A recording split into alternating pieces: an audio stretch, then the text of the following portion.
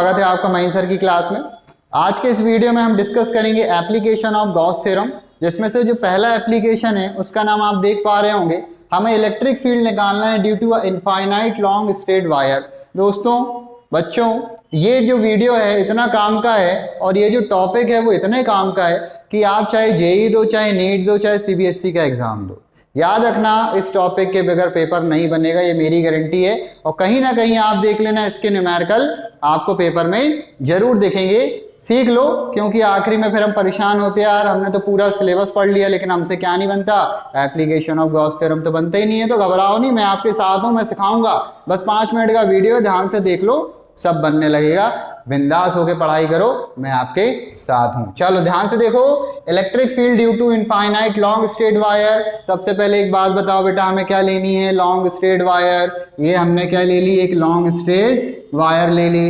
अब इस long straight wire में क्या होगा? चार्जेस डिस्ट्रीब्यूटेड होंगे। पिछले वीडियो में मैंने बताया था कि कंटिन्यूस चार्ज डिस्ट्रीब्यूशन क्या होता है, 3 कैटेगरी बताई थी, याद करो, लीनियर, सरफेस और वॉल्यूम बताई थी, देख लेना जिनने नहीं देखा हो। ये एक हमारे पास एक वायर है, इस वायर में क्या है भैया? चार्ज डिस्ट्रीब्यूटेड है। कैसे पता चला चार्ज डिस्ट्रीब्यूटेड है? तो वो कौन बताएगा? वो बताएगा लैम्डा। लैम्डा इक्वल्स टू क्या होता है? Q by L. ये क्या होता है? Linear charge density. क्या होती है? Linear charge density. क्लियर है?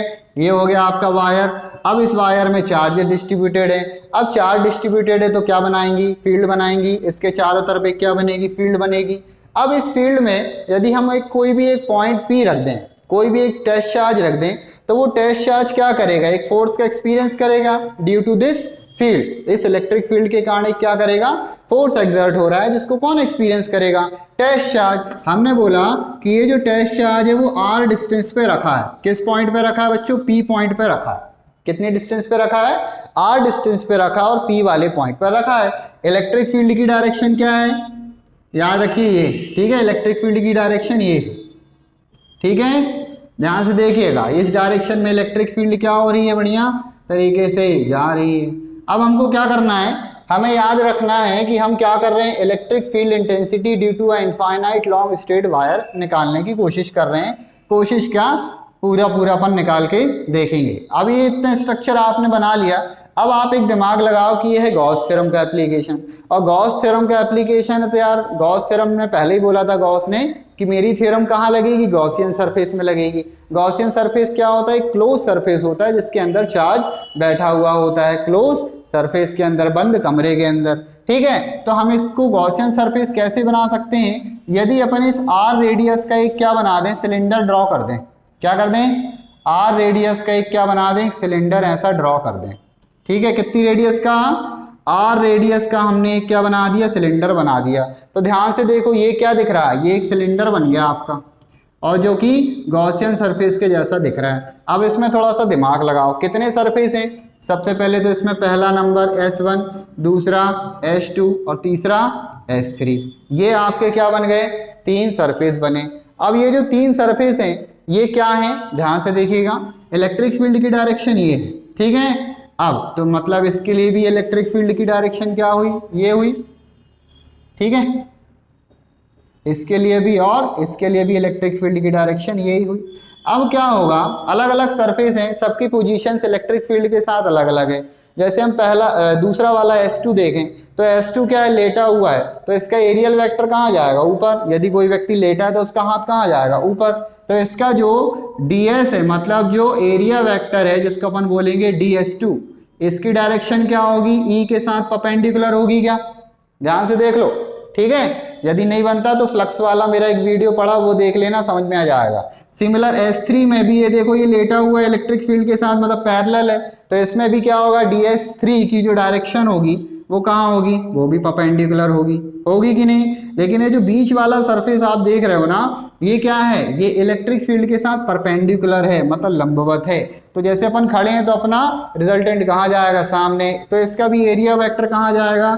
E के डायरेक्शन के अलोंग, जिसको अपन ds1 वेक्टर ds1 बोल सकते हैं। क्लियर है यहाँ तक की बात? यहाँ पे एक छोटा सा स्मॉल एरिया बना दो, क्यों बना रहे हो वो भी समझ में आएगा। अब इस तरीके से देखो S1, S2 और S3 आपके कितने 3 सरफेस बन गए और तीनों की पोजीशंस आपको समझ में आ गई।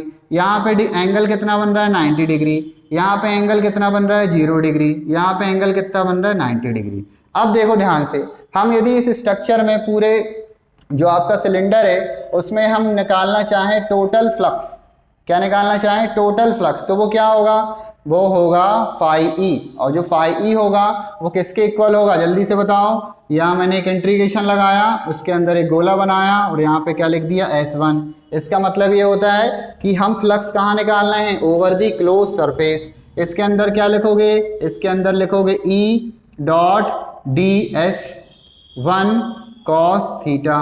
ठीक है, दूसरे नंबर पे क्या करोगे इंटीग्रेशन, फिर से क्या किया S2, फिर से लिखा E ds2 cos थीटा। फिर तीसरे नंबर पे क्या करोगे, फिर इंटीग्रेशन लगाया S3 E ds3 cos theta. चाहे तो आप ये ds1, ds2 और ds3 ना लिखो तो कोई दिक्कत नहीं, क्योंकि हमने यहाँ पे मेंशन कर दिया है कि हम किस सरफेस के लिए निकाल रहे हैं। पहला वाला जो सरफेस है S1, ये इसमें ds1 और E की डायरेक्शन देखो सेम है क्या, मतलब थीटा की वैल्यू क्या है 0, तो यहाँ पे थीटा की वैल्यू क्या आएगी 0 और यहाँ पे क्या बनेगा cos 0। चलो लिख देते हैं, फाई ई इक्वल्स टू क्या आएगा, integration of E ds cos 0, और cos 0 की वैल्यू क्या होती है 1 होती है। दूसरे नंबर पे S2 कहाँ है, देखो S2 ये ऊपर वाला, इसमें देखो E और ds2 के बीच में कितना एंगल बन रहा है 90 डिग्री, मतलब यहाँ थीटा की जगह कितना आएगा 90 और cos 90 की वैल्यू कितनी होती है 0, कितनी होती है 0 होती है। सिमिलर यहाँ भी क्या होगा, integration of E ds cos 90 होगा। अब ये वाली कहानी खत्म और ये वाली कहानी खत्म। बोलो क्यों खत्म, क्योंकि cos 90 की वैल्यू हो गई 0, तो जो आपका फाई ई आया वो कितना आया, इंटीग्रेशन ऑफ E ds बस आया। ठीक है, इसको इक्वेशन नंबर क्या बनाओ 1 बनाओ। ये है गॉस थ्योरम का एप्लीकेशन। तो हमें पता है गॉस थ्योरम क्या होती है, by Gauss theorem phi E equals to क्या होता है Q by epsilon not, equation number 2। अब इक्वेशन 1 और इक्वेशन 2 में देखो लेफ्ट हैंड साइड क्या है बच्चों, बराबर है, तो राइट हैंड साइड भी क्या होगा बराबर होगा। तो हम क्या कर सकते हैं, यहाँ पर बाय इक्वेशन 1 और 2 ऐसा लिख दो, बाय इक्वेशन 1 एंड 2, तो इंटीग्रेशन ऑफ E ds किसके इक्वल हो गया Q अपॉन एप्सिलॉन नॉट के। अब इंटीग्रेशन किसके साथ लगता है जो चेंज हो सकता है, वही इसके साथ लगा दो ds के साथ, ये क्या आ गया Q अपॉन एप्सिलॉन नॉट।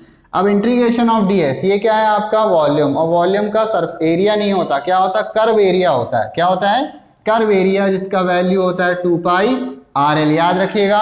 तो हम क्या कर सकते हैं, E इक्वल्स टू, इसको क्या कर सकते हैं E into 2 pi RL is equal to Q upon, हमने क्या लिखा एप्सिलॉन नॉट लिखा। E की वैल्यू क्या मिलेगी, E की वैल्यू मिलेगी, इसको नीचे ले जाओ तो 1 अपॉन 2 पाई एप्सिलॉन नॉट, ठीक है, Q अपॉन ये L भी आ जाएगा, क्या L भी आ गया, R अच्छा 2 पाई एप्सिलॉन नॉट और RL भी कहाँ आ जाएगा नीचे। एक तो ये फॉर्मूला बना।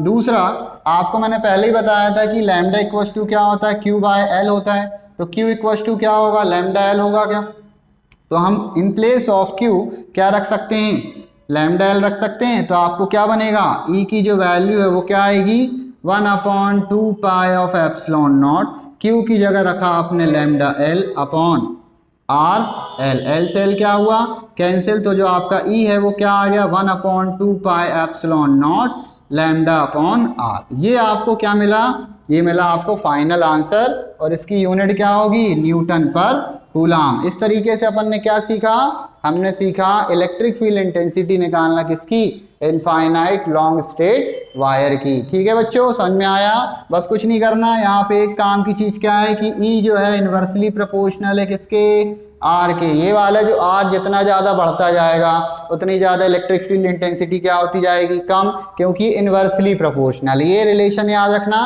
कई जगह आपको पूछेगा। ठीक है, क्या है लैम्डा, क्या है लीनियर चार्ज डेंसिटी है, लाइन चार्ज डेंसिटी है। ठीक है, कहानी क्लियर है? बहुत ही सिंपल है, 5 मिनट का वीडियो है, 5 मिनट का टॉपिक है। उम्मीद करते समझ में आया होगा और इससे आपको 3 से 4 नंबर जो भी जेईई नीट में जितने की भी मार्किंग हो भविष्य में, वो आपको देखना 100% बनेगी, क्योंकि बहुत से न्यूमेरिकल इससे आपके आने वाले हैं। ठीक है बच्चों, यदि वीडियो समझ में आ रहा हो, आप चैनल पर नए हो, है ना, आपने मेरे पुराने वीडियोस नहीं देखे, जस्ट आपने क्लिक किया और आपको मैं दिख गया हूं, तो यार सब्सक्राइब कर दो, है ना। आपको अच्छे अच्छे वीडियो मिलेंगे, पूरे टॉपिक कवर हो रहे हैं, बिल्कुल भी काटा पीटी नहीं हो रही है। ठीक है बच्चों, जय हिंद जय भारत।